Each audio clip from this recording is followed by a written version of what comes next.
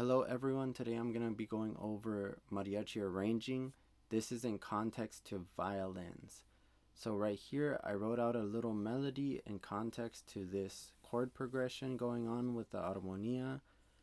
I have the armonía written in standard notation just so we could hear it and also so we could see the context of the notes that are being used from the chords in the violins. So I'll go ahead and play this little melody and then I'll show you how I would harmonize it for different violin scenarios. So let's go ahead and listen.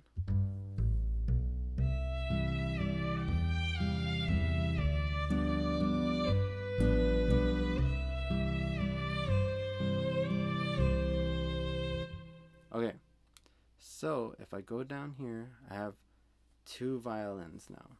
This is going to be violin 1 right here on top playing the melody, and in mariachi the melody always goes on top, so anything you're going to harmonize goes underneath.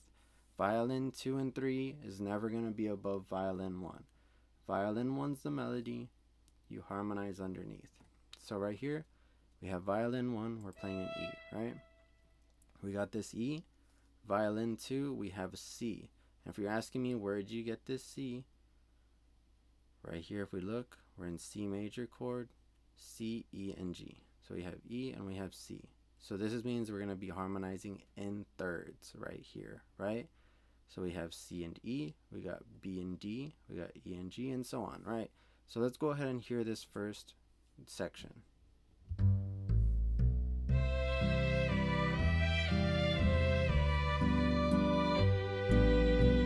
Right? So now we'll move on to the second example where I harmonize here in sixths, right? The sixth interval. So if we notice right here, we still have the same E up here on this B section of the melody. So we have E, we have an E right here, and right here, if you noticed, our sixth interval is the G, right? The sixth apart is G and E, right? If you notice here, we have E and G. So that just means that these are inverted, making it a sixth interval, right? So we're going to go E, G, right? G and E, F and D, E and C, and so on, right? So let me show you how this sounds.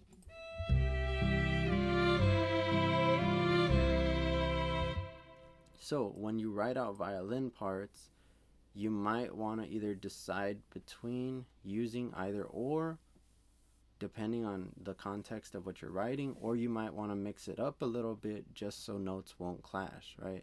Especially if you only have two violin parts. So let's go ahead and hear this all together.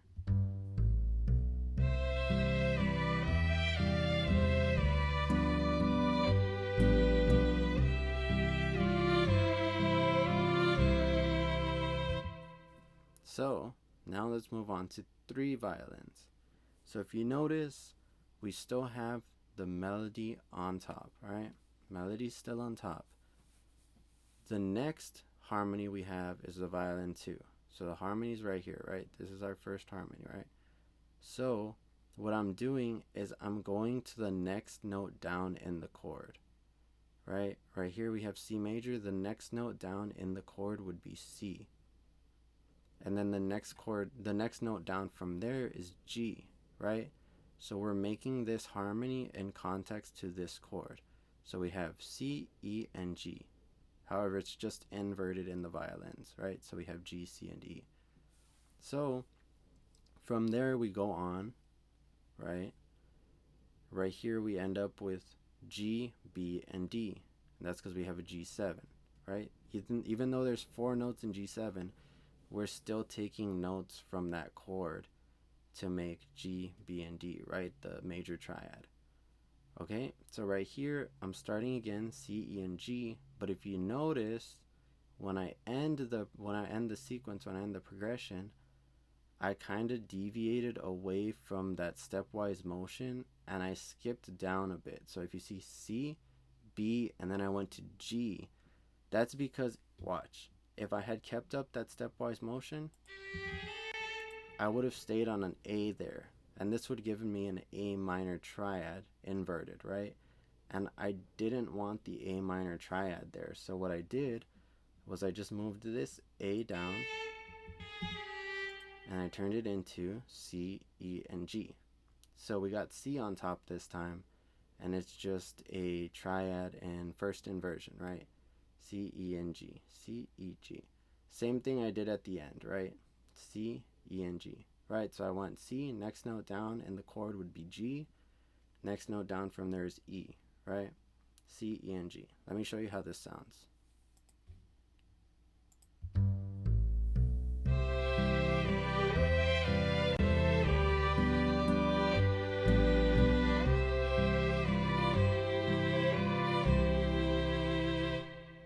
So yeah, I hope this helps, and if you have any questions, go ahead, feel free to ask. Once again, I'm Frank Ramirez, and thank you so much for watching.